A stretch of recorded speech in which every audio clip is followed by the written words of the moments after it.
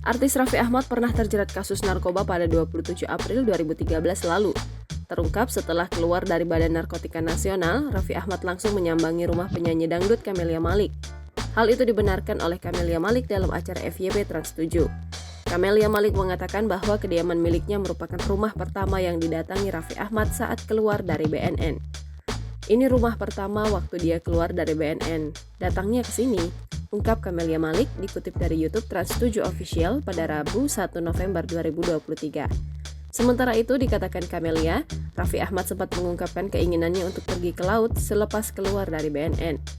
Namun Camelia sendiri tak mengabulkan permintaannya dan meminta Raffi untuk tinggal di rumahnya terlebih dahulu. Tadinya dia mau ngajak ke laut, katanya mau berendam. Terus aku bilang enggak, di sini aja, ujarnya. Lebih lanjut, Camelia menjelaskan alasan Raffi Ahmad dimintanya untuk tinggal di rumahnya terlebih dahulu. Diakui Camelia, menjelang bebasnya Raffi, keluarganya sudah menunggu kedatangannya. Sementara pada saat Raffi akan keluar dari BNN, para awak media pun juga sudah menunggu kedatangan sang presenter.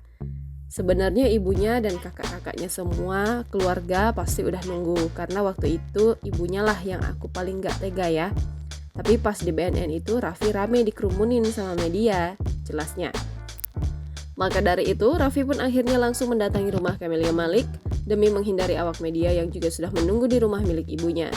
Kalau di rumahnya, ibunya pasti udah ditungguin kan, akhirnya dibelokin dikit, terangnya. Sebagai informasi, Raffi Ahmad sempat ditangkap oleh BNN di kediamannya di kawasan Lebak Bulus, Jakarta Selatan pada tahun 2013. Raffi Ahmad ditangkap karena kedapatan menggunakan obat-obatan terlarang. Atas ulahnya tersebut, Raffi Ahmad pun menjalani rehabilitasi selama 3 bulan di Lido, Sukabumi, Jawa Barat. Download Tribun X sekarang, menghadirkan lokal menjadi Indonesia.